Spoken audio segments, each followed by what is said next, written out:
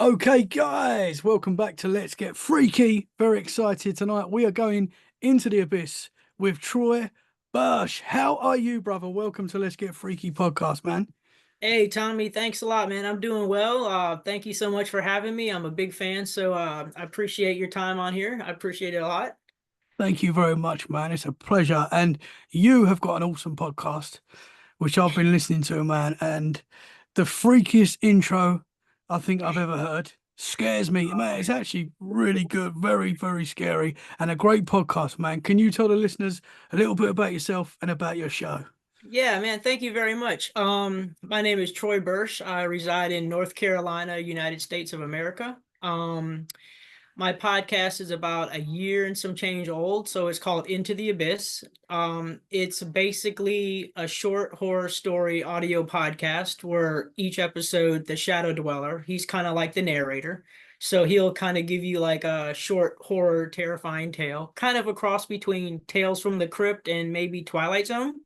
Hmm. Came up with the character. I guess we had a show in the Americas called Tales from the Crypt with the Crypt Keeper on HBO.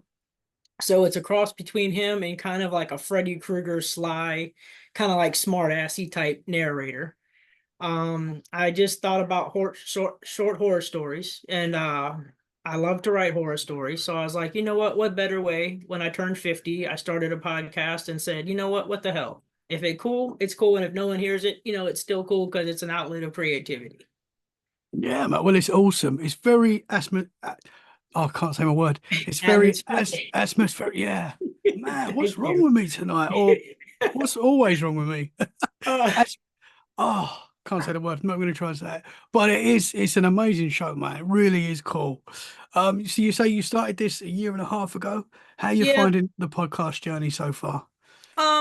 well, I've heard a lot of podcasts like I've heard on your show before, like the Confessionals, Cryptids of the Corn, AI, Hollow Sky, all those dudes.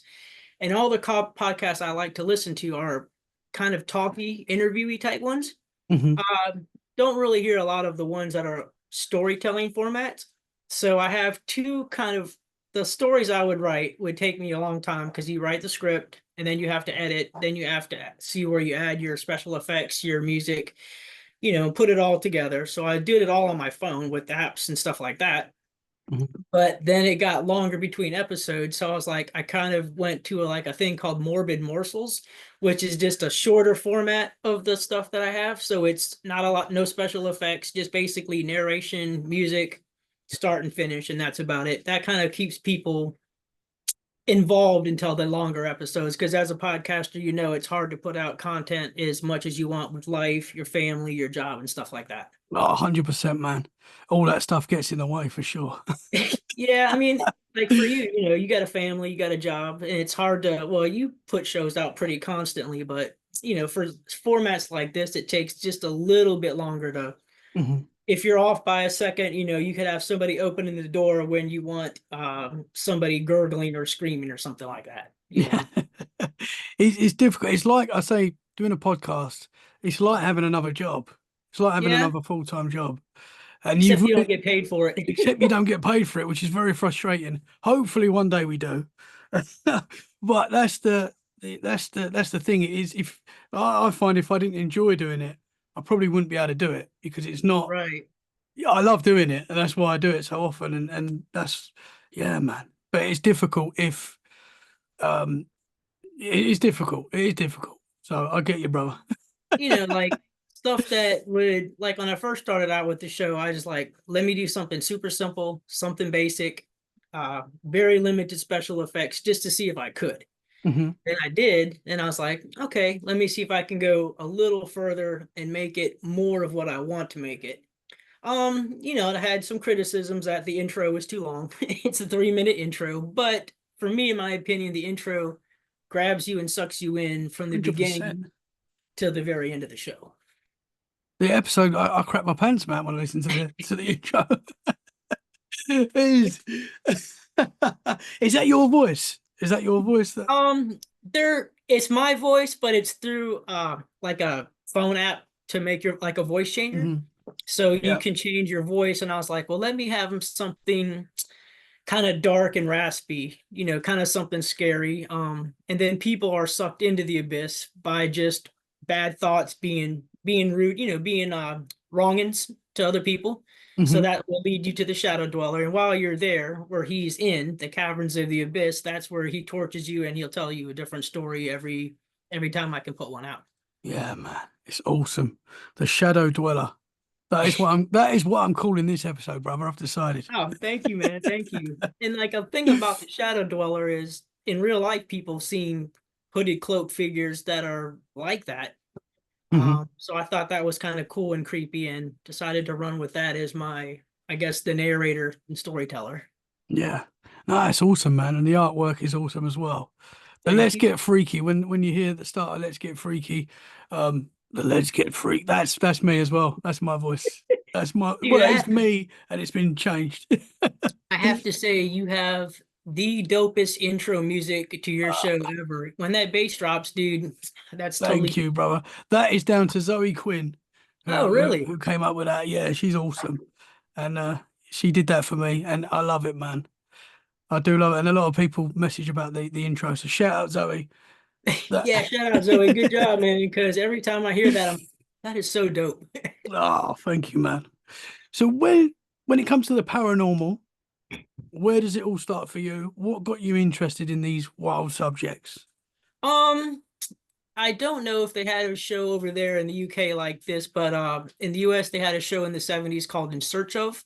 Hmm. So it was the host Leonard Nimoy who was played Spock on Star Trek, and he would have like cryptid stories, UFOs, ghosts, just weird shit like that. So I'm 50 now, so I was born in 73. So in 77, when it came out, I was probably like 4, going on 5, and it just intrigued me. Then I'd be that little nerdy kid who was in elementary school at the library checking out ghosts about, ghosts, paranormals, Loch Ness Monster, the Bermuda Triangle. And I thought it was in a book. So I was like, well, that's got to be real. All of it's got to be 100%. So ever since I started watching that and getting involved, it just evolved more and more because there was no internet. There was no, you're just like, oh, the bookmobile's here or the library. Let me go and check out a big stack of books, read them, under my covers with a flashlight when you're supposed to be asleep and stuff like that. So pretty much that would be the gateway to me into the paranormal and strange and weirdness. That's awesome, man. And you're not a nerd, by the way. It's not Oh, nerdy. thank you. I guess back then it was nerdy because most kids were like playing baseball and sports whenever, Yeah, and you're that kid like Bigfoot's real, yeah. aliens, it's all real. They're the nerds, man. Yeah, yeah, yeah. Now they are. We're the cool kids. Yeah, we're the cool kids. Exactly, exactly, 100%. That's the thing. We've got podcasts, we've got YouTube, we've got TV shows where we can just go and pretty much find all this stuff very easily. It wasn't long ago that Bigfoot, Dogman and subjects like that were quite difficult to find. Like you had to really search for the information and so we're quite lucky now that we live in a time where you can just jump on a podcast and hear people share experiences and stuff like Right. that. Or you were the weird kid. You know what I'm saying? Yeah. Like, oh, Troy's the weird guy. He thinks the UFOs are real. He thinks Bigfoot's real. I'm like, it is. I believe it because I grew up in Minnesota, so Minnesota is like Midwest United States, always cold, but northern Minnesota, there was rumors about Bigfoot and stuff like that you would hear about, but not directly hear about. You would hear about it from that old crazy guy at the store. It's like he'd be rambling on Bigfoot, and you're like, that's my guy. Yeah, for sure. That's the thing with a lot with the paranormal world in general, cryptids, UFOs. Obviously now it's a lot more open. People can share their experiences without, getting that look. But back Mhm. in the day, not too long ago, you were Yeah, considered crazy for, if you saw a UFO and you told people, they're like, yeah, whatever, man.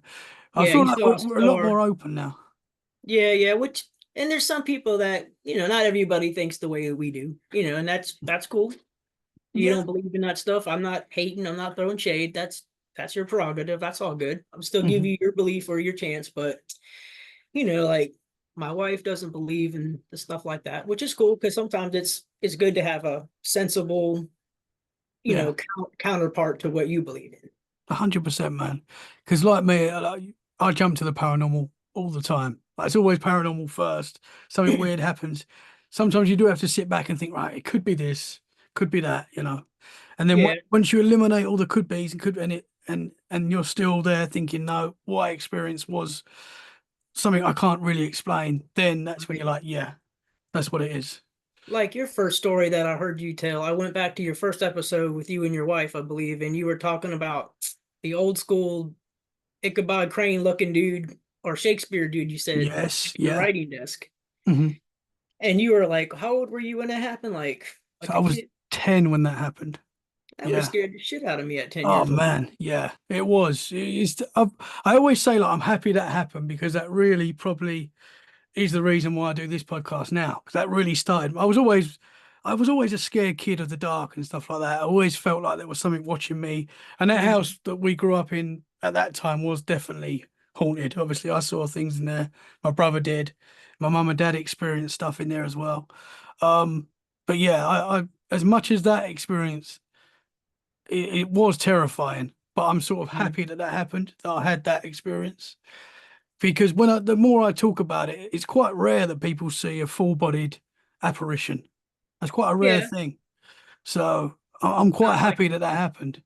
like that scene in Ghostbusters where that librarian chick comes out and scares the crap out of him. Yeah. Oh Saying the man, same that thing. is terrifying, that scene.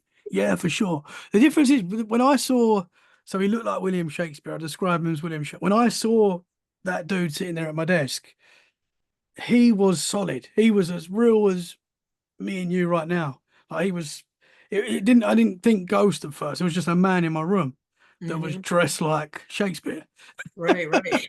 and yeah, it was a very strange man. Did he look at you and notice you, or was he kind of doing like a residual thing where he was just doing his thing? He didn't really move. I can't actually remember him blinking. Like he was just literally sitting there with his sort of head in his fist, looking in my direction. But I don't think he was actually looking at me, if that Right, makes right. sense. Yeah, And I yeah, yeah.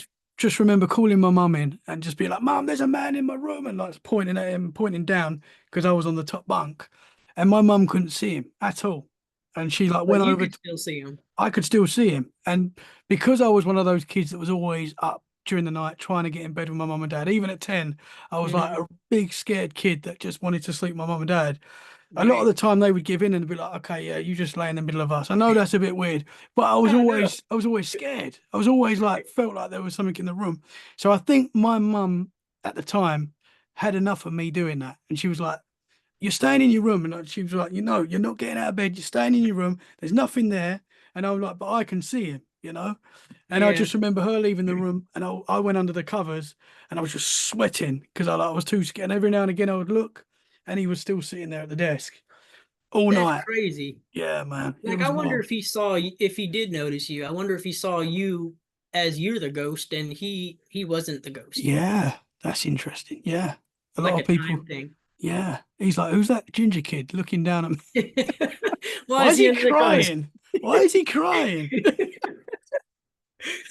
But as That's I was, really cool. yeah, it was a cool experience. Like I look back now and I'm like, it still gives me the shivers thinking about it. But I'm happy that happened, if that makes sense.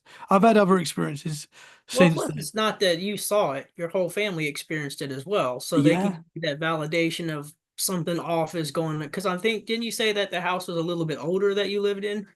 The house, it wasn't a super old house, but there was definitely, we don't know what it was built on, but there was a graveyard about a Mm, half a mile away from the house.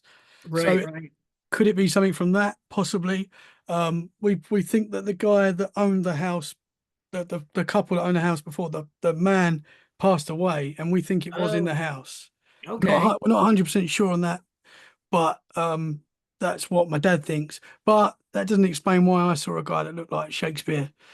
No, whether that's how that guy looked when he was younger back in the day, because he was a doctor apparently, the guy, and Okay. his office was directly under our bedroom.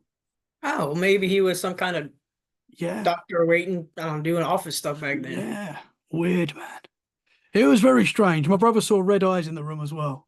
See, that would have scared the shit out of me right there. Yeah, yeah, yeah. It was a Because weird place. you would go to straight, like, you say the word demonic gets thrown all the Yeah, time, but nothing movies have I ever seen, nothing good, it has red eyes. 100%. Yeah. And it's funny as well because I never used to put it like, obviously, it wasn't until doing the show and talking about it more that I was getting other people's perspectives on it. And I never put it down as a possible demonic attack or anything like that. And Right. then I think it was Cosmic Peach. She said to me, like, this could be a demonic. This sounds like a demonic attachment to that house. And I was like, Mhm. possibly.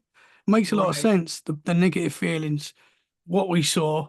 The Mhm. whole family felt the negative as well. It wasn't always negative in that house, but there Right. was, you know, a lot of the time there was bad feelings, and my mum and dad wanted to get out of that house as well. So there was something, you know, definitely not right there. That's cool That's that for you like you all had that validation where you all it's just not you or your brother like, oh, you guys are just being kids, it's your imagination, just go to bed. You're watching too yeah. many scary movies and stuff like that. Yeah. Well, my mum always says now that she feels bad about leaving me in the room. She every time I talk about it on the show, because my mum listens, and she's like, "Oh, I feel so bad that I left you that." And I'm like, "Mum, it's probably why I'm doing this show now, so don't worry." Yeah, you can't guilt trip her anymore. She's like, you know what, mom, it's Yeah. all good. Yeah. It You're out of happens. order, mum, when you're listening. I'm joking. Brother, less about me, more about you. Oh yeah, yeah, yeah, my bad. No, no, it's cool. What have you experienced with the paranormal? Well, the first thing that I can remember, I don't know if it was paranormal or not, but I call it either divine intervention, luck, or a guardian angel experience I had. So it was Minnesota. It was snowing. It snows a lot up there in the Midwest, like blizzard snow. So it was my mom in the station wagon. I was in the front seat. My younger sister and brother were in the back, the middle section, sleeping. And then I was just jolted awake. And I looked at my mom, and she's driving in a snowstorm. And I said, "You all right?" Or, what's probably like about 6 or 7-ish, right? So I noticed that she said, "Well, don't wake up your brother and sister, but something's wrong with the car." So the car started slowly, not slowly, but the car started accelerating. Next thing I know, it's 45, it's 55, it's 65. And I was like, you're going pretty fast on these icy roads. So she's like, "Well, I don't know what's wrong." So basically, she kept speeding up and she couldn't stop. And it was, as a little kid, it's scaring the shit out of you because your mom is scared, so you're scared. Then my brother and sister, they wake up. My mom said, "Hey, why don't you put their seatbelts on?" Because, they were sleeping. We put the seatbelts on. I climbed back in the front seat. My mom's like, "I'm going to try to take this next exit so we can slow down some." So as she's going across the exit ramp, we hit where the railroad crossing is. So we kind of like jumped over a little bit like Dukes of Hazzard, like did a little did a little leap into a field, and we're slowing down some more, but not fast enough. And then we see this big group of trees coming toward us, like oak trees and pine trees. So now it's like 100 yards, now it's like 50 yards, now it's like 30, and so on. Still going fast enough. And then my mom, this is the weird part. My mom said, "God, please don't take my babies.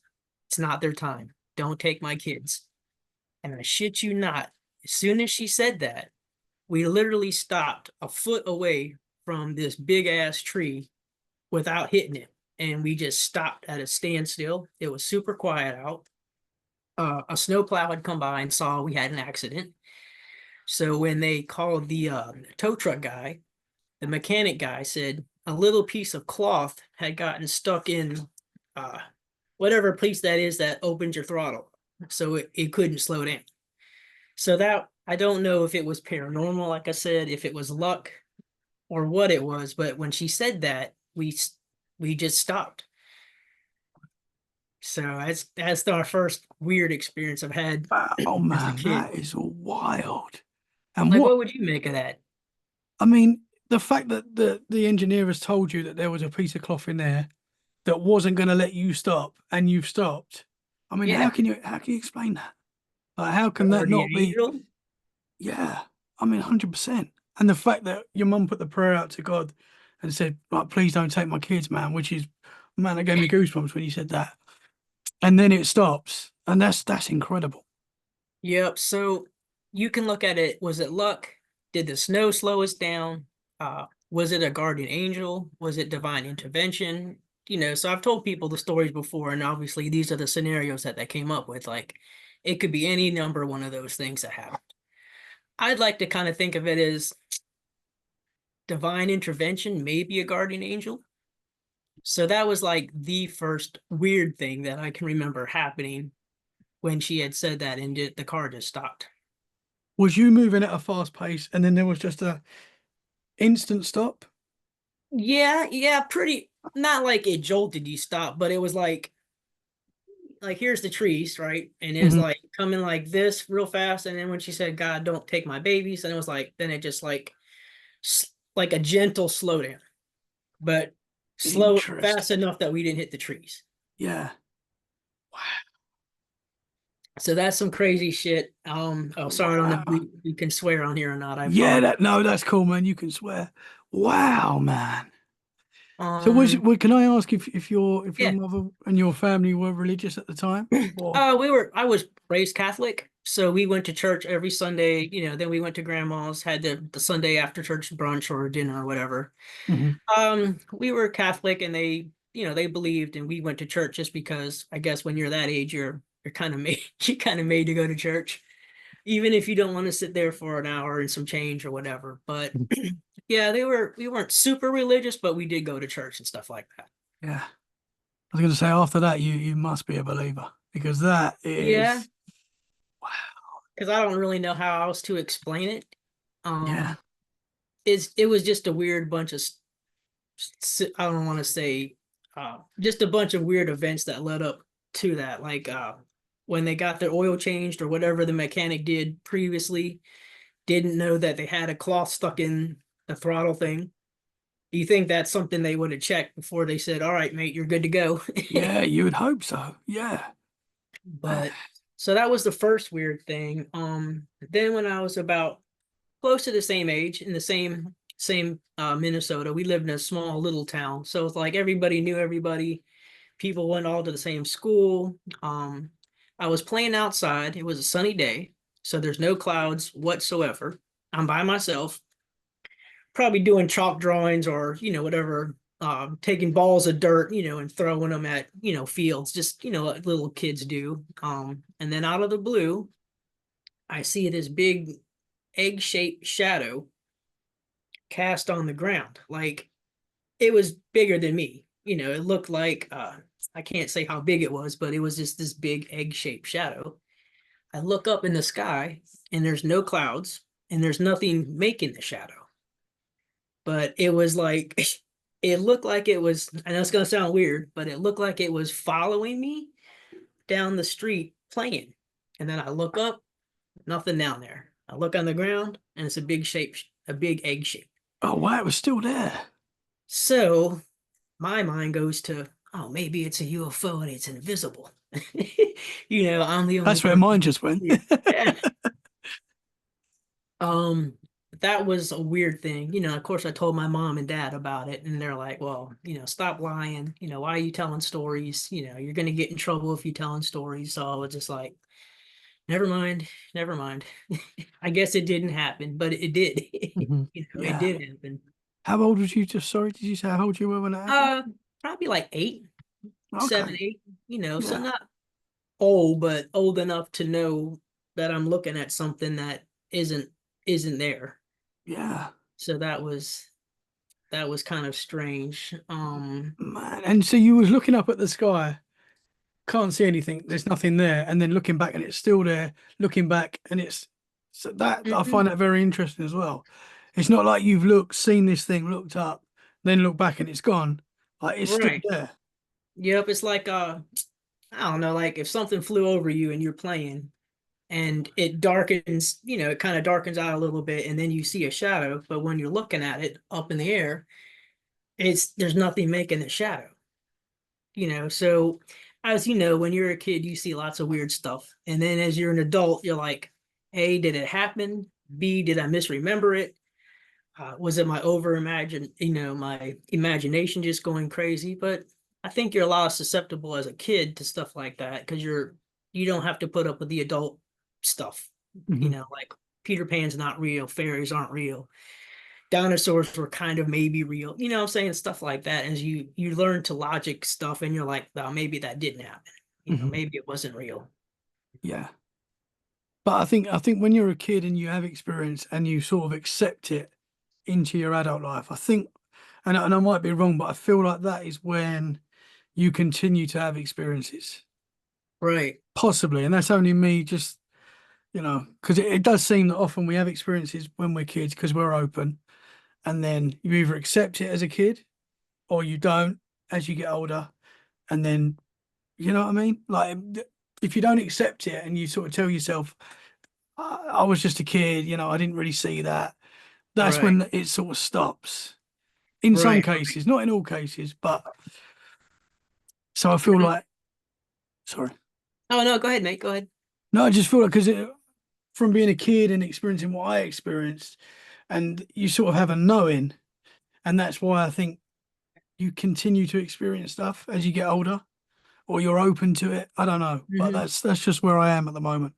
No, I think you're right. You're more people can go through their whole lives and be like, I've never seen a thing. It Hmm. doesn't exist. Not to push anything, but like religious, for example, a lot of people are religious. They have a faith of something they've never seen or never touched or physically believe in, but they strongly believe in whatever they believe in. Hmm. Same thing for us, you know, all these people seeing Bigfoots, UFOs, ghosts, stuff in the Bermuda Triangle. And like, you've heard the expression, if only 1% is real, or one story happens, then there's got to be some truth to that. 100%. Yeah. Yeah, man. You know, I can go on to another story if you like. Yeah. Can I just ask with Yeah, go ahead. that shadow, what do you, I know you don't know, but what do you think that was? I think it was, I think it was a UFO watching me. Okay. Not like a creepy UFO that's gonna snatch you up like, hey, you want some candy? Nothing like that. But I think it was, I don't know what else it could be besides it didn't make any noise. It was no noise. It was, like you hear a lot of people say, oh, I saw lights in the sky, or it didn't make any sound, but it was no noise, but it was just a bit, I think it was a UFO. Interesting, man. And I know you were only 8 at the time, but was there any missing time or any strange feelings at that moment? It's hard to say about the missing time thing because as a kid, you perceive time a lot differently than you do as an adult. Hmm. You could be outside for what you think is a couple minutes, and you're outside with your friends for hours until your mom or dad be like, "Hey, come on home, time to eat." Yeah. Um, I don't remember missing time, and I don't remember any weird stuff other than just the shadow and no sound. So that's probably about that. Yeah. Interesting. That's like when you're a kid and the summer holidays just feel like forever because you've got no real Yeah. time is just different. As you said, you don't, I think it's probably because you don't have the stress of paying bills and stuff like that, maybe. Go to school. You just go, you just do as you're told, and time doesn't really mean anything. You just go to bed when you're told to go to bed and get up, and that's it. Yeah, time, it's weird because people always put so much emphasis on time. Like you go to school for X amount of years, that's time. Oh, it's 3 o'clock, it's 2 o'clock, time for me to go home. Then you Hmm. get older, it's time for me to do sports, it's time for homework, time for bed. Oh, it's time for mortgage, it's time for our anniversary, it's time for my kids' birthdays, so it's Yeah, all 100%, man. about time. Yeah, yeah. So what's next, man? What happened next? Um, okay, that was we moved from Minnesota to Richmond, Virginia in 1984, 85. So I was about in the fifth grade or so. Nothing happened, basically any paranormal, any weird stuff until I got to high school, right? So I was about 10th grade. And then like all dumb kids, it was cool to play with the Ouija board, because everyone's like, oh, it's so cool. I mean, you could buy it at the local mall, from Parker Brothers. So everybody thought it was like BS or you're pushing it, your friends are, trying to scare you. So I had watched a movie. It was called The Witch Board, which was about an Ouija board. And if you're looking at it back now, the movie's kind of dumb. It's about a woman who got possessed with this serial killer guy. And you know, she got possessed and weird stuff started happening around the house because of the Ouija board. So there would be my best friend Noah, this other guy named Chris. He was our friend, but he was like kind of that friend that you kind of ragged on a lot, but he was still your friend. Oh yeah. So we would make the Ouija board spell out stuff just to scare him. Like we'd be like, "Hey Chris, I'm coming for you tonight," you know, or "We're gonna kill your parent," you know, some awful stuff to say to your friend. But you know, me and my other boy thought it was funny as shit. So the more we did that and scared him, you know, he's like, "Well, if you're really a demon in Troy," you know, because I would pretend like I would go into different stupid voices and to scare him. My other friends try not to crack up. I'm trying not to laugh because he's making me laugh. So I was like, all right, all right. So we were doing the Ouija board one day and there was a candle and I had my hand on the candle flame and just holding it there for a couple seconds. So like, all right, this is hot. This is hot. How long can I pull this off without, you know, without me going, ah?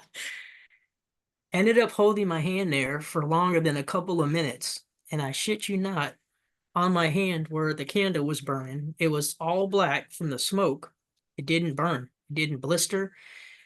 And then I felt this immense hatred toward the kid that we were fucking with, my friend Chris. I just felt like I want to kill him. I can't stand him. And he's one of my good friends. So it went from a joke to, hey, we're, you know, you don't know we're joking on you, but we're acting, Yeah. to I want to see him dead. I want to choke the shit out of him. I Oh, felt so angry. And I was like, wow, this is weird. wow, man. So I think overplaying that part, or there was something seriously that was making me feel that angry toward him. And then you know, I was just messing around because I was like the Zach Baggins on the Ouija board before Zach Baggins. Like, oh yeah, well, blah blah blah. If you're really real, come on, show us something. You know, give us a sign, make Mhm. something happen. You're a bunch of pussies. You know, you saying stuff like that to him. You know, to egg it on. And then that the planchette thing would make this figure eight on the board, and you know, you're both barely touching a little bit of your fingers. It started going faster and faster and faster, and then we would never say goodbye. You know, because it's kind of like, all right, we're done. Put Yeah. the box on it, and we're like, you know, we're done. But coming home from doing that, the next week or so, uh, just weird little stuff started happening. My mom and dad and everybody would be gone. I'd be downstairs, you know, talking to my friend on the telephone, and I'd see a shadow figure or somebody I thought was my brother dart across the stairwell. Scared the shit out of me. I'm like, oh, you're gonna get an ass whipping. Like, you scared the shit out of me. I'm gonna F you up, dude. My brother wasn't home. Nobody was home.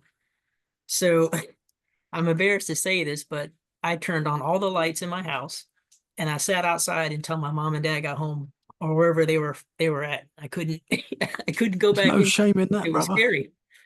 Yeah. It scared the shit out of me. Another time, my mom said she saw a couple of dark figures dart. You know, it's never this way.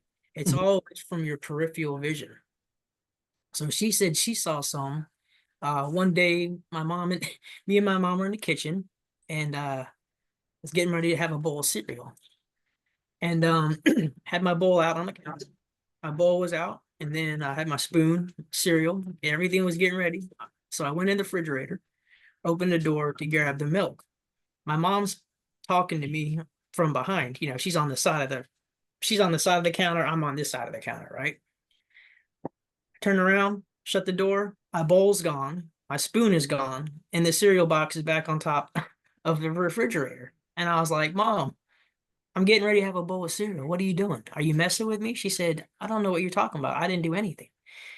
So somehow the bowl was back in the cabinet, the spoon was back in the drawer, and the cereal box was back on top of the refrigerator. And to this day, she said, I wasn't messing with you. I did not touch that.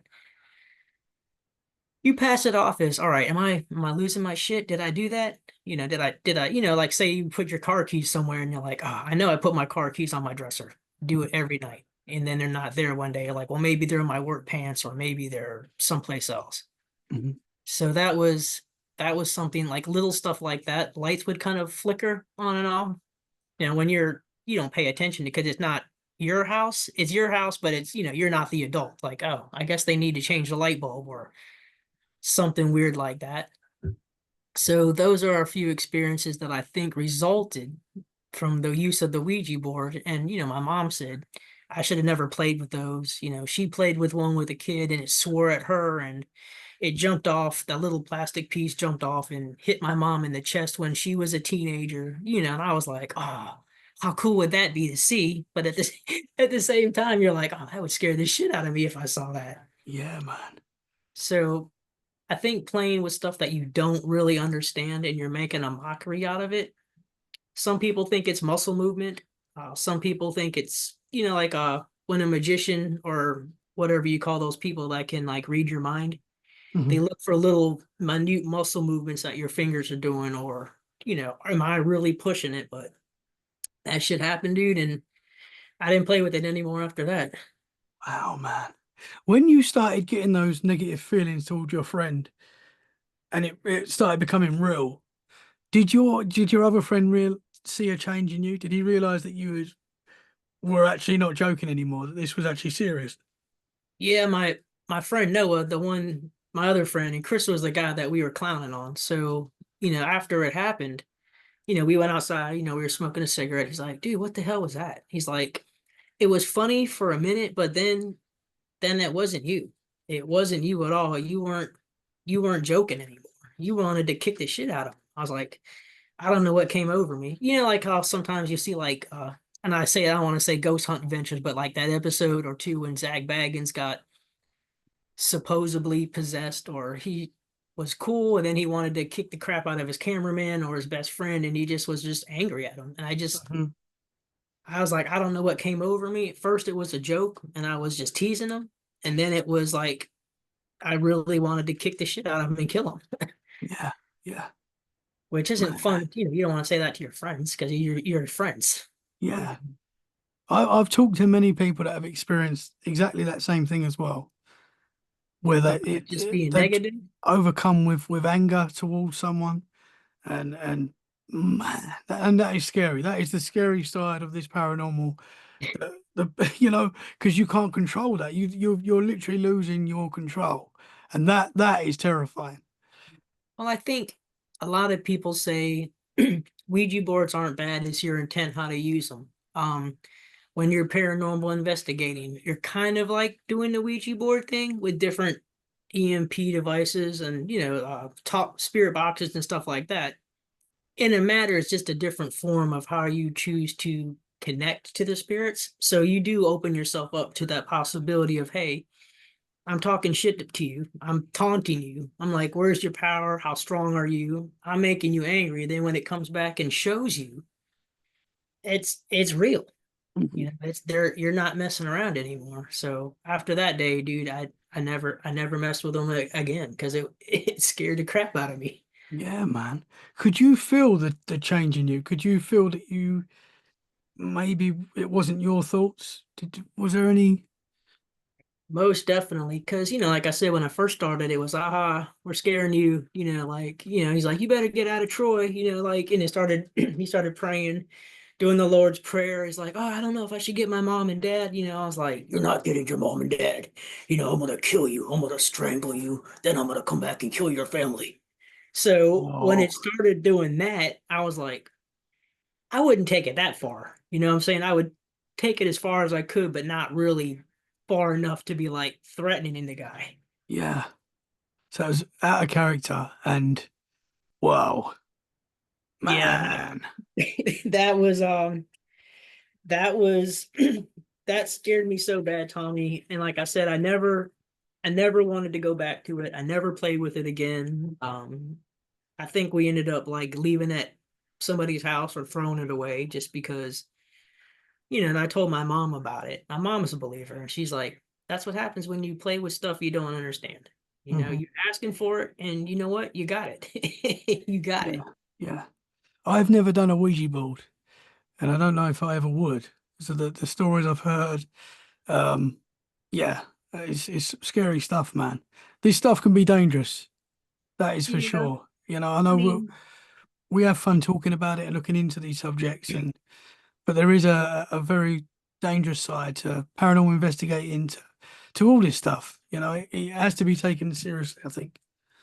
because sometimes you can come back with attachments, even Hmm. though you have no ill will intent. You know, you could be on an investigation. You come home like a hitchhiker, something follows you home. You just feel things are a bit off, excuse me, a bit off. Hmm. But yeah, be careful for what you wish for. That's the bottom line. Yeah, for sure, man. How did the activity stop, or did it stop?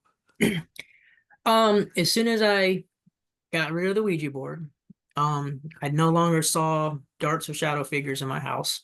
I no longer seen lights flicker and stuff like that. So it pretty much ended exactly when I got rid of that board.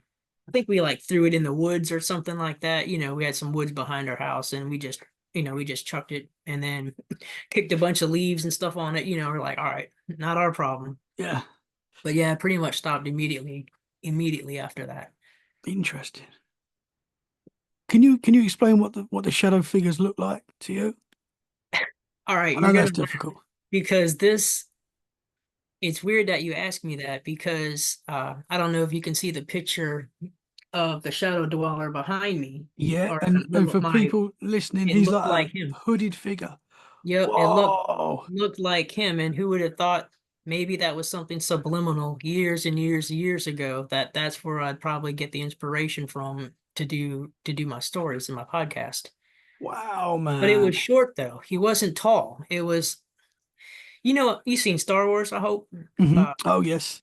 it was like a Jawa, you know, like Okay. they're selling the robots to Luke and all that, but it Mhm. was in black, like a black hooded coat. It looked like a Jawa. That's about the height they were, about 3.5 feet tall, so little. That's why I thought my brother was playing jokes on me because, you know, he was a lot littler than I was. But that Wow. they were small and it was so quick, you know, but you know you saw it because you know I saw you could see it from your peripheral. So I know it's something that passed me by, but yeah, it was short, not tall at all. Like a lot of people say, oh, there was a big hook, you know, cloaked figure in my room or in my closet. So he was a Mhm. little guy. Wow, but still very scary, man. Yeah, I mean enough to not go back inside until Yeah, I my don't dad blame come you. home. So for the people listening on the podcast, um, it's a black hooded figure, you know, your typical black hooded figure, but a very scary thing to see, man.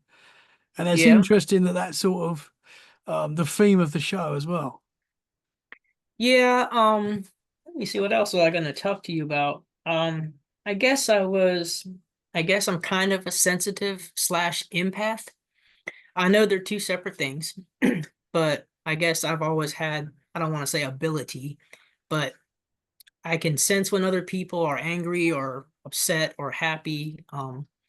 I not that I act those emotions out, but like say you come home one day and your wife's just having a bad day. Obviously, you've been with your partner for a long time, so you can know when she's having a bad day. Hmm.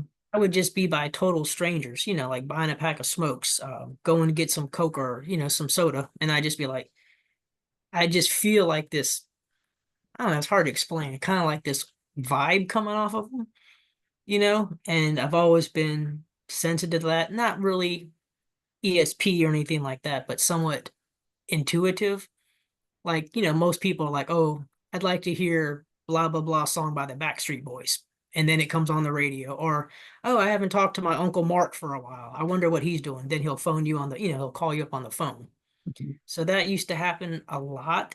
Not so much anymore that I'm older, but I think, well, I did do a lot of mushrooms and stuff, stuff like that back in the day, which I think heightened that for a little bit, like I guess the Interesting. pineal gland. Yeah. So you That was was feeling people's emotions, and mhm, wow, that must have been very difficult as sensitive. well.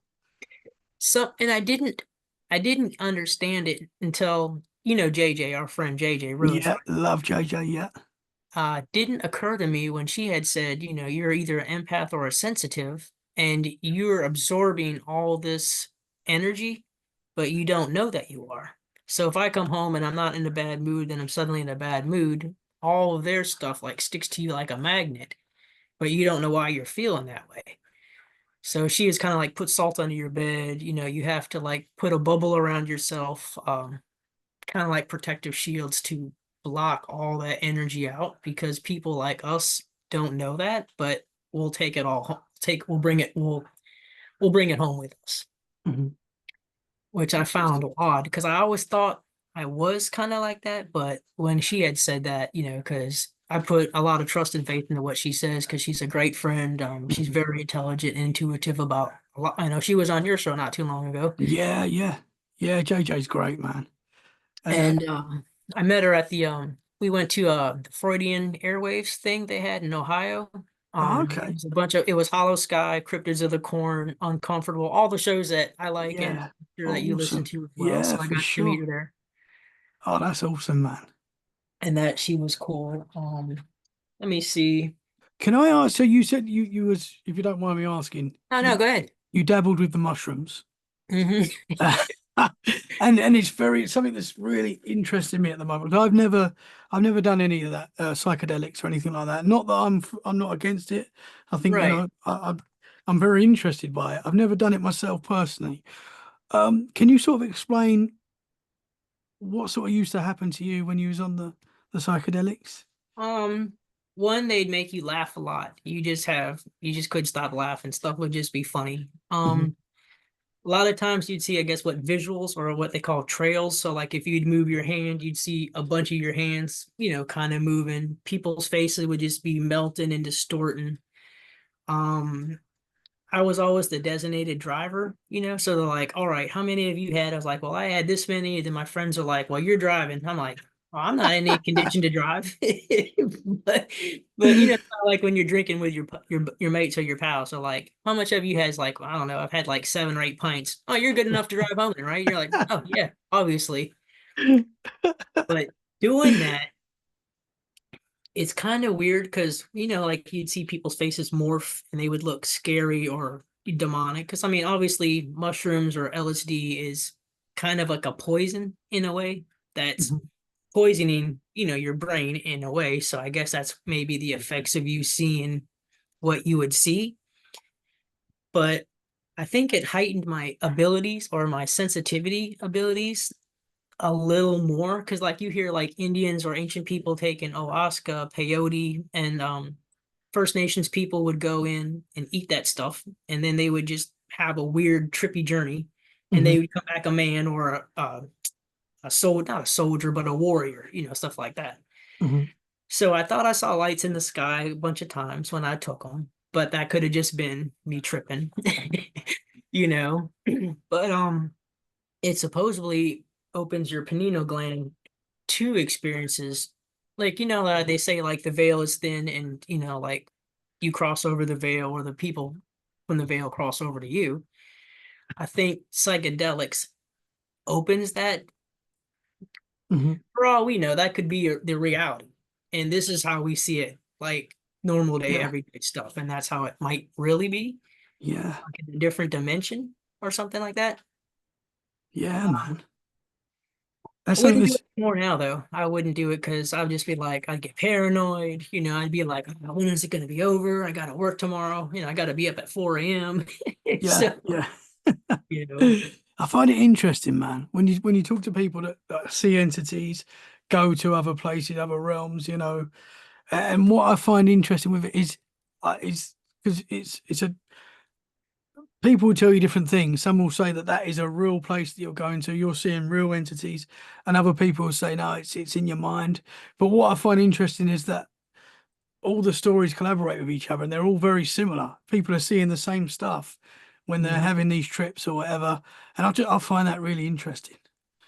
So like my question is, like some people say we live in a simulation or that's the matrix or there's dimensions stacked on top of dimensions stacked on top of dimensions, but they all coincide with each other. Hmm. So what if when you're eating that stuff and I guess maybe you say vibrations, you're changing your level of vibrations oh, I can see this. It's not, maybe it helps you like like a booster step. It helps you see into that possibilities or see what you normally don't see if you're just sober or whatnot. Yeah. Well, it's interesting to say it heightened your abilities. Like, Hmm. now that you don't do it, that's sort of not Dulled as, out. yeah, and I find that interesting. It does seem to be a connection there with spirituality and psychedelics. There really does seem to be, you're opening something that maybe is naturally in us, that Hmm. that's what we need to I don't know, maybe open it more. I don't know, because I think there are people that can do it without mushrooms and psychedelics, and Right. there probably is a way you can train yourself to do it. And I know I've talked to people that claim to be able to do that. So Without the psychedelic parts and stuff, or without the without the acid. psychedelics, yeah. Right. So it's interesting, man. It's interesting. Well, I guess you have like, say for example, you have Tibetan monks or people like that that can, or people in India that can walk across hot coals and, turn their pain receptors off, put Hmm. themselves to a whole nother level, which we get bogged down with. But that's just like they're such on a higher vibration that they can talk to aliens Yeah, or see Bigfoot or see the Loch Ness monster or whatever have you. yeah. You're tapping into another, I don't know, realm, dimension, frequency. It's interesting, man. Joe Rogan talks about it a lot, the Stone Ape theory, and that's how we evolved as people is by eating mushrooms, psychedelics, and that's how we managed to evolve. Maybe. I could see that how that could happen. I just don't think one day you go from carving spears and stone and can't talk. Maybe you have a language. You're hunting woolly mammoths or dinosaurs. To we're building cities in Rome. We're building pyramids that can't be done duplicated today. There's a lost knowledge, Hmm. but I think maybe it's that way for a reason. Maybe we were cut, like, they say we're only allowed to use what, 9 or 10% of our brain, Hmm. right? What if back in the day, if we had all that knowledge and could use 100%, but we ended up doing bad stuff with it? Yeah. Like tearing down civilizations. Oh, if I can attack my army without physically being there, for example, whatever have you, maybe that's for a reason they capped Yeah. our intelligence down. Which when you look at people, when you look at especially the people in power, you can see how it is we are dangerous. People are in general dangerous. So Like, that what would is. we do if we found like UFOs, right? If we found UFOs and what's the word? You kind of like take bits and pieces about, I can't think of the word I'm talking about, but you re-engineer, thank you. You Mhm. re-engineer that. Is that always necessarily a good thing? Because what's the first thing that we're going to do with that stuff?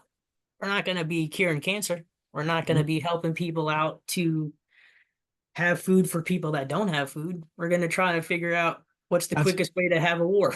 yeah, make more money. Yeah, 100%, man. Yeah, interesting. Interesting stuff, brother.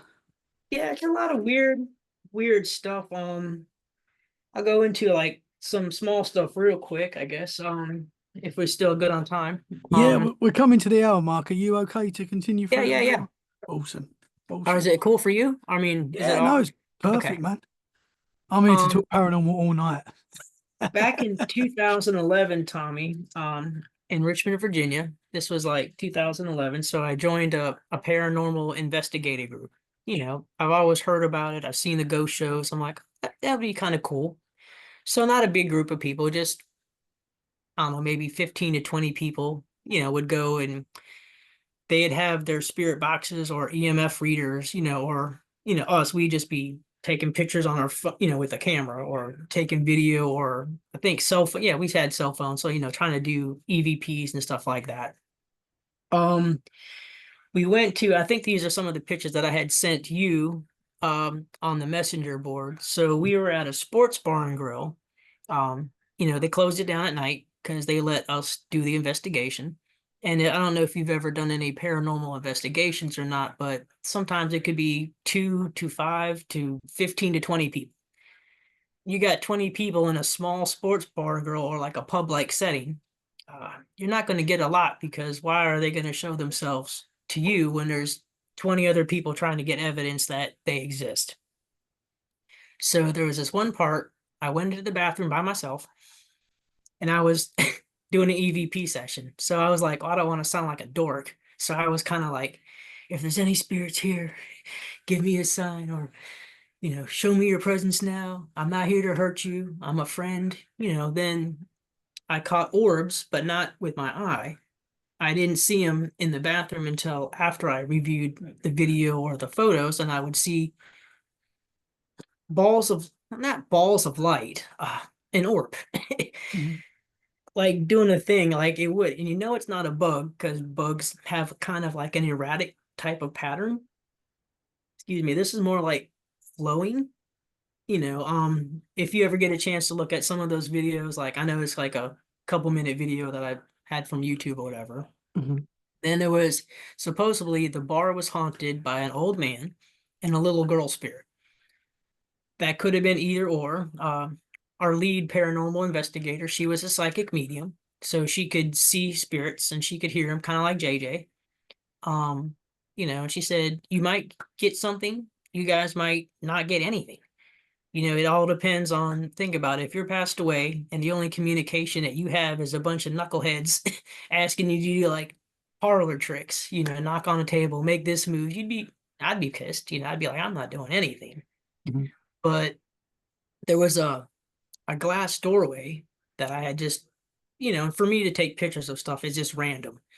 Let me take a picture here. Let me take a picture here with no real general direction. But when I look back on the camera, if you zoom into it, one of the pieces of the window glass, it looks like an old white man with no eyes, and his face is just in the corner.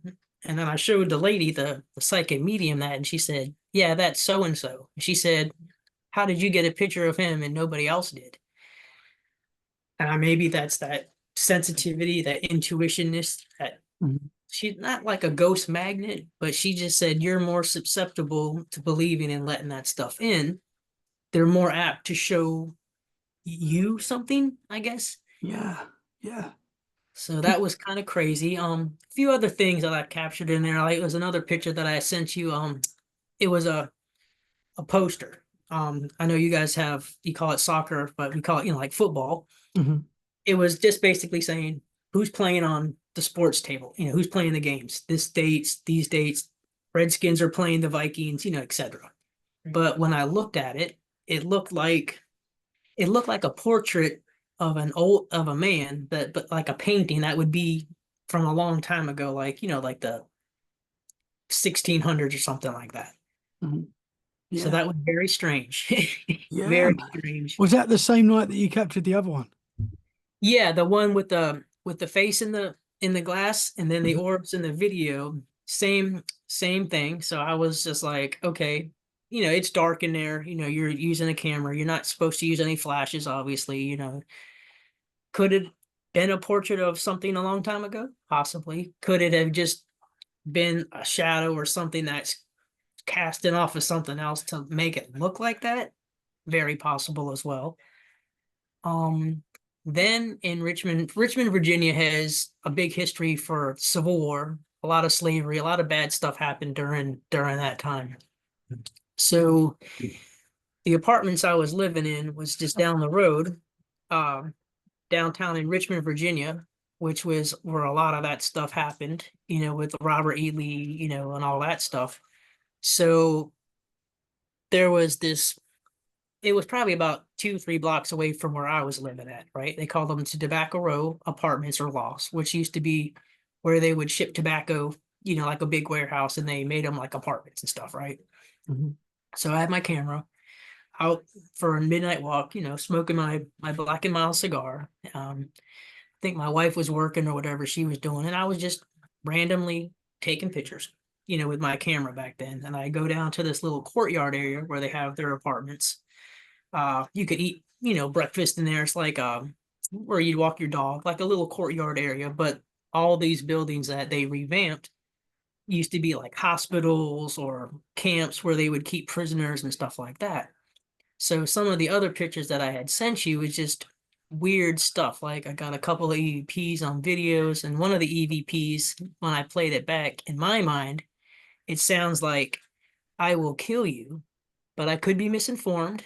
It might not be that. When you have someone listen to an EVP, you don't want to tell them what you think it is. You want them to say what they think it is, because Mhm. you don't want to put thoughts in their head. I saw a face on the wall that was really kind of creepy looking.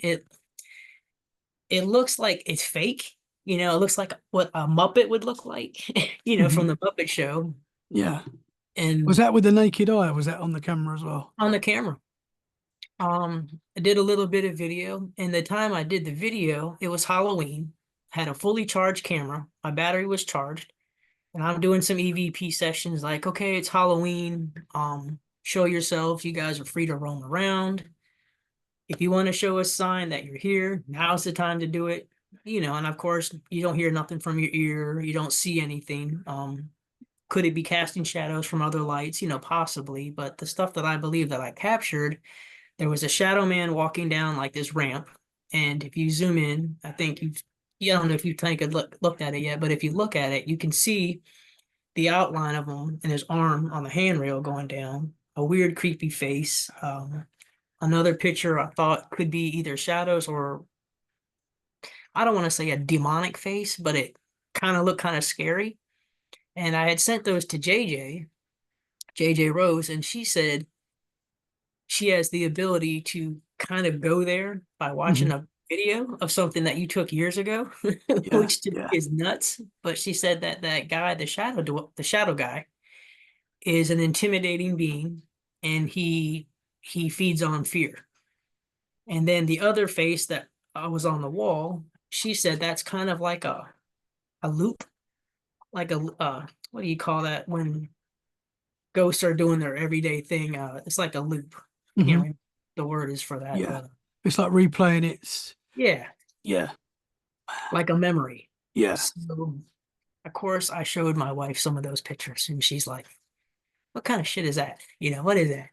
Did you make that on your phone? Is that an app? What is that?" I'm like, this is legit. This is real." And I wouldn't say a presence. I felt a lot of presences, not like really sorrow or pain or stuff like that. It felt heavy in that area. So those are some of the things that that I'm like, wow, I can't believe I got it on camera, or I can't, Yeah. but it's all interpretation. To me, I think it is what it is. But like if you look at it or someone else look at it, they'd be like, that's a bit dodgy. You know what I'm saying? Like, It's it's difficult with a lot of these pictures because sometimes unless you're there, because you're having the experience of being there as well and calling out and feeling that what you're feeling as well, and you get something, you see something move, like it all sort of comes together for you. Like I had this feeling, I saw this, I caught this on camera, and then sometimes when you show someone that wasn't there, that doesn't really understand, it's hard for them to sort of grasp. I think with a lot of these paranormal pictures, that's the case. Mhm. Um, Sometimes when you're there and you're feeling it, and then you catch the slightest thing on camera as well, it's sort of like that's it for you. That's enough. And then the Um, camera died. It was you hear a lot of times when you're doing these things, they need energy to draw from somewhere. Like, mhm. oh, I had 4 battery cameras, they're all charged. As soon as we went into this haunted house location A, 10 minutes after, they're all dead. And You know, how so often do we hear that? a lot. Yeah. 'Cause I guess they need something to draw from. The video I caught when it was Halloween that night, like the same place, and I was, just what we were talking about. When you play it back, I slowed it down a little bit, made a video. You can see it looks like smoke or like a mist, but it was like wispy, it just like, was that a spirit? Was it a ghost? Could be. Was somebody around the corner smoking a heavy cigar? Possibly. But I'm always gonna go to, nah, it's not the scientific stuff. It's not the debunk stuff. Mhm. It's spirits, or it's ghosts or whatnot. Yeah. It's difficult, man, because even if you captured a solid ghost, standing there holding today's newspaper, like 100% legit, people are still not going to believe it now. So It's so difficult with that stuff. Well, plus it's AI. And AI AI. is the coolest thing ever. I use Hmm. AI for my show pictures. You probably use AI for your show Yeah, pictures, 100%, man. but that makes it 100% more debunkable. Oh, Yeah, there's Bigfoot, there's a UFO. How do we know that's not somebody made that on an app or it's fake? And they're yeah. gonna go to that. So AI is kind of it's cool for what we do, but Hmm. it's gonna never let people be 100% believers. Yeah. If we ever get a Patterson Gimlin style Bigfoot film, it's never going to have that same impact because people will just be doubting it from the start. People still doubt it. People And are people still saying doubt, that it yeah, was it named Roger Gimlin or yeah, that he was in a suit that is fake, that they yeah. had somebody in a special effects team make it for him. Hmm. I believe it's real. Same. That's me personally. Yeah, You no, know, I'm with you, brother. I think they talked to someone that was involved with the Star Wars film, and he's the makeup one of the makeup guys, and he said there's no way that this could have been done at that time. They might be able to do it now, but at yeah. that time, there was no way to have that muscle definition. Um, yeah. Because, back then, like as a kid, we saw it on In Search of. Like, was that, the weird show, kind of like what X-Files was kind of going after. I was a big X-Files fan. I was like, they got to be pulling this stuff from somewhere because not all of it's just entertainment. There's got to be little smidgens of truth in Hmm. the series episodes. Obviously in my mind, because I believed in all that stuff. I was like, Scully and Mulder wouldn't lie. It's not just Yeah. entertainment. It's obviously they're pulling it from somebody's experience. Yeah, man. So difficult question, Troy. But where do you stand with the paranormal in general? What do you think is going on? What do you think the paranormal is? I know that's difficult because nobody really knows, but what do you think right now, as of today? I think it's a side that's always existed right alongside us. Whether people choose to believe it or not, the strange, the unknown. Who are we to say it's not? You know, um, you can choose to believe it or you don't have to believe it, but there's a lot of lore, a lot of like fairy lore, a lot of generations passed down from mouth stories that these things are real, that they've seen star children, things from the sky have come down and built cities, show us the knowledge. Bigfoots are the protectors of the forest, or it's too hard to make up. So I think the paranormal is everything they tell you as a kid isn't real. And then when you grow up, you're like, oh, I guess it's not real anymore. I guess it's all fake. I guess it's all storytelling. But I think it's all the stuff that we're told not to believe in anymore. Hmm. All the possibilities, it's like just because they say it's not real, who's to say that it is or it isn't? But you just know that, like you were saying, if only 1% of people say Bigfoot's real, or I saw my great grandmother sitting on my bed before she passed away saying, "Hey Tommy, I love you, take care, but it's gonna be okay." Is is it all in your mind? Your mind can do a lot of crazy shit, but I I, I think it's like, everything people tell us to stop believing in. Hmm. Yeah, man. And I think so many of us, even people that would say they don't believe it, have had paranormal experiences. It's very rare to meet someone that's not experienced anything at all. So there's definitely a lot more going on out there, man. That's for sure. Like how you always say, you're like, you talk to people on your show or you talk to your mates or your friends, and they'll be like, "Oh, I don't believe in Bigfoot or I don't believe in ghosts." But yeah, there was that one time when some weird shit happened to me, and you're like, that's There you go. exactly what the paranormal is. Yeah. How can you not believe it, man? And often it's like a wild experience. Like they saw a lady sit on the end of their bed, or I had one of my friends tell me that he had all of his toys in his bedroom as a kid were floating during the night as he went to the toilet. When he came back in his room, all the toys were floating, and then they just dropped. And I was like, man, how can you not believe in the paranormal now? Does So he still yeah, believe? Did he believe in the paranormal I after think that, I or is think he still like, I think he does actually. To be fair, that friend, my friend Joe Boy, if you're listening, Joey, shout out to Joe?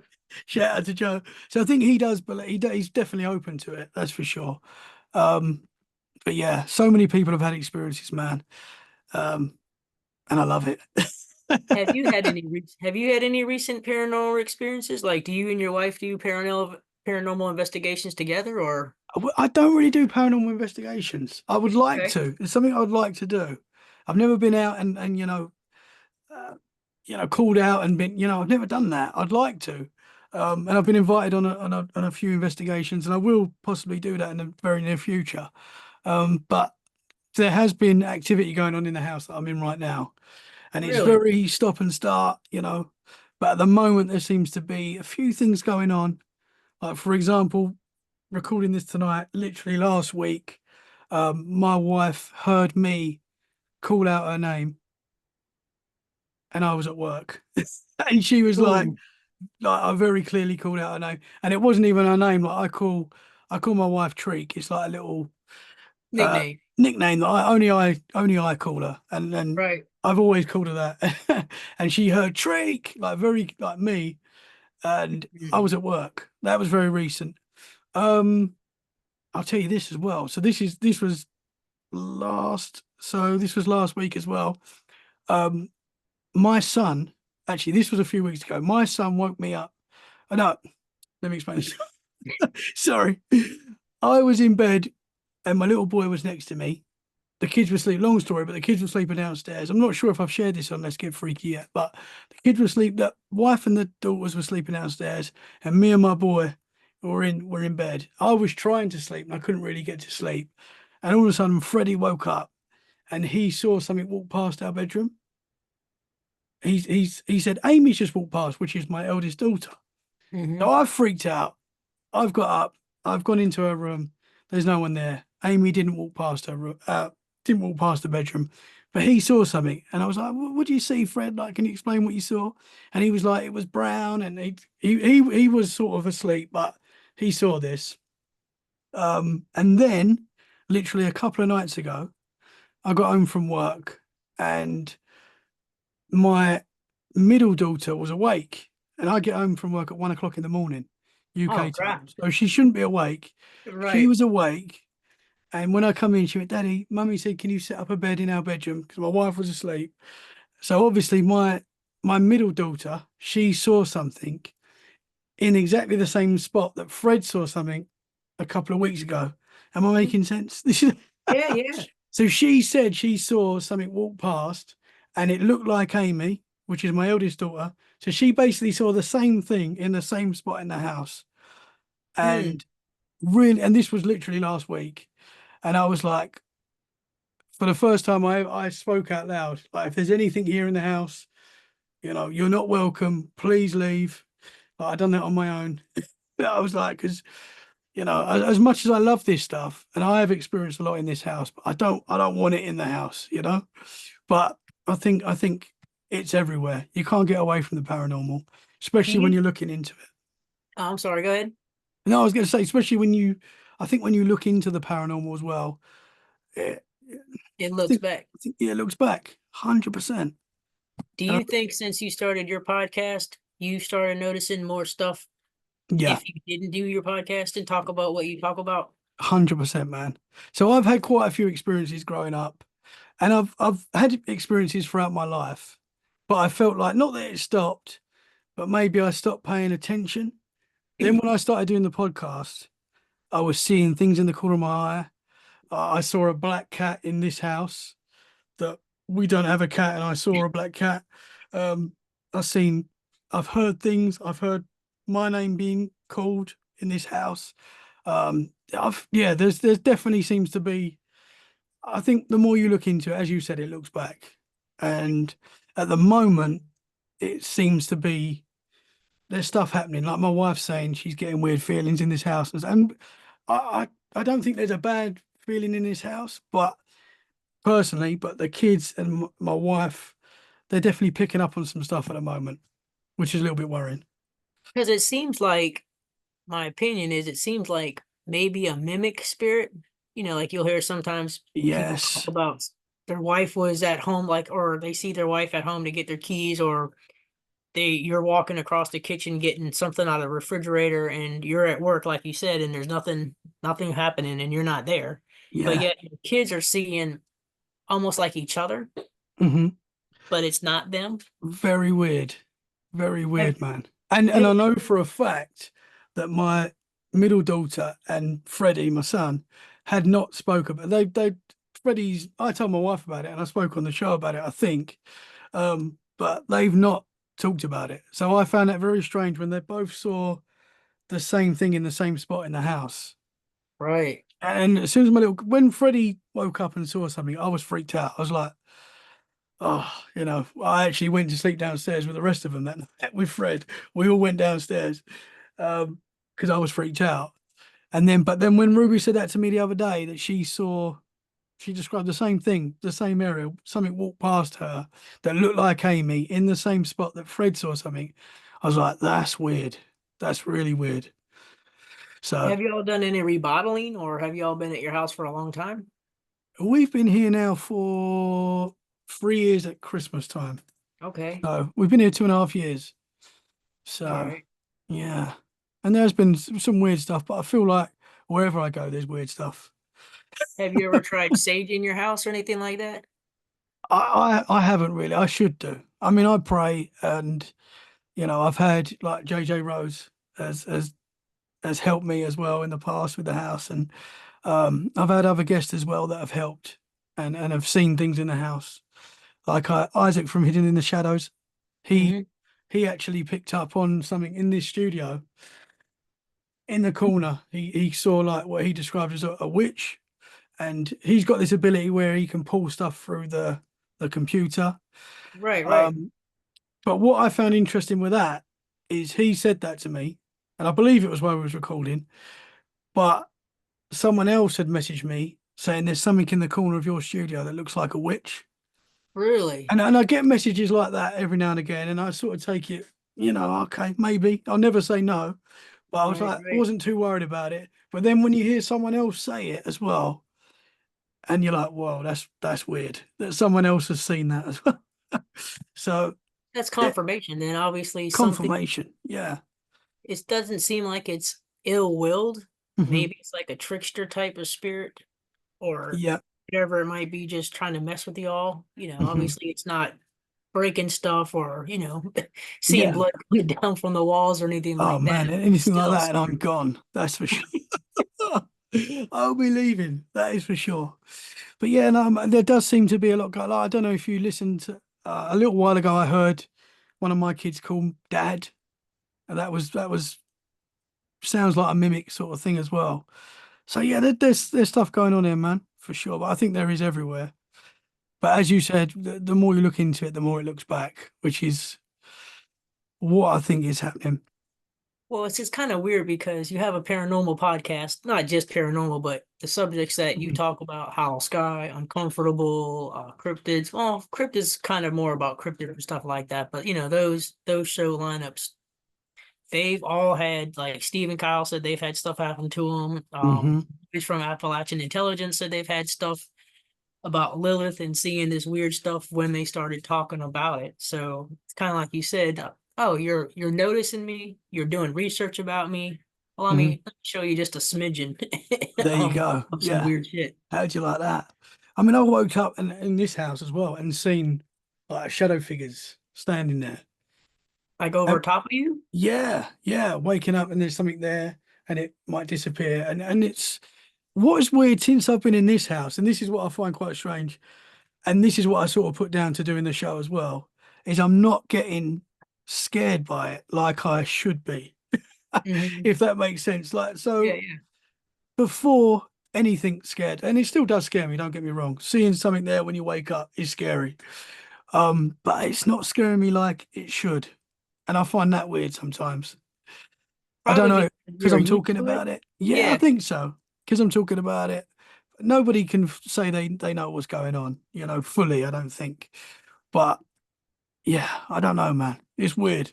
It's kind of like you become desensitized to it because you talk about it all the time, with Hmm. different points of view, different guests talk about different things on your show, and they're like, and you're like, then you have some people like, oh, I want to see a Bigfoot, or Hmm. I'd like to be abducted by aliens. Then you have other people like, I'm not going in the woods anymore. I'm not going camping because it scared the shit out of me so bad that I don't want Yeah, any part of that. yeah. Well, I definitely want to see a Bigfoot. That is a dream.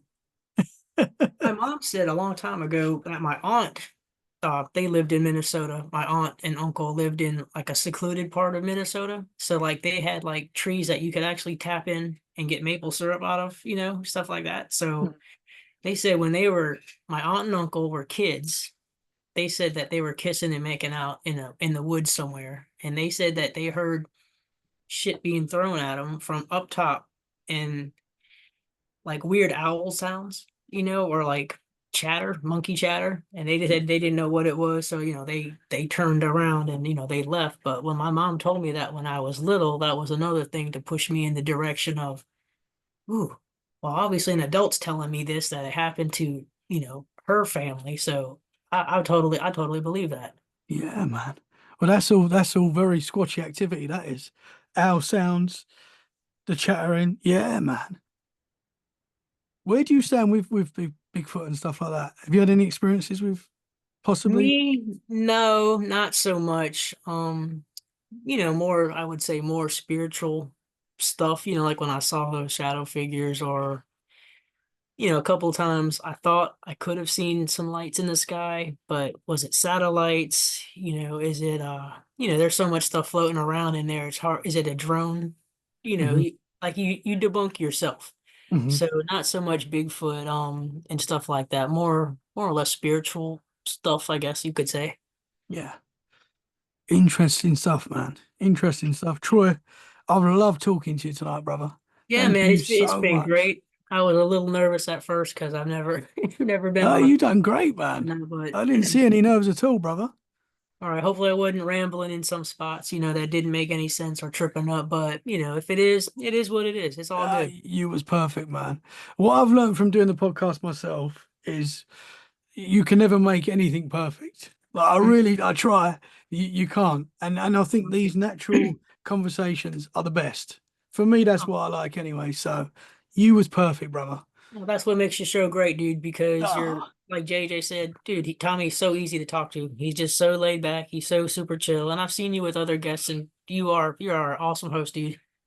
thank you, brother. I appreciate that, man. Thank you very much. And I'm loving your show, brother. Keep it freaky, keep it amazing. Can you tell the listeners where they can find you?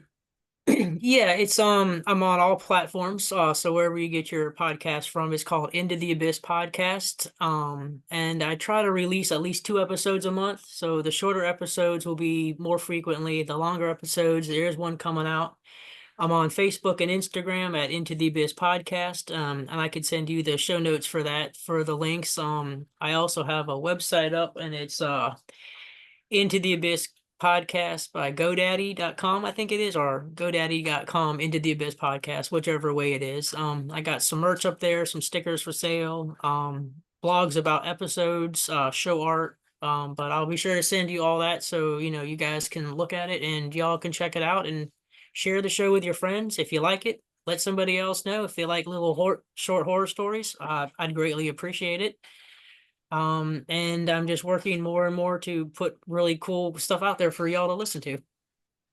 Awesome, man. Well, I will share your links in the show description. Troy, thank you so much, brother. Keep up the great work.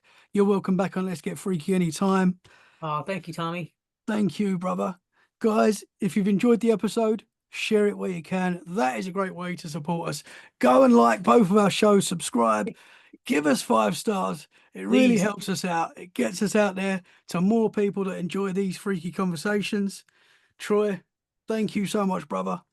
Pleasure meeting you tonight and hopefully speak to you very soon. All right, brother. I appreciate it, man. Have a good night, Tommy. Thank you, sir. You too. Thank All you. right. Later.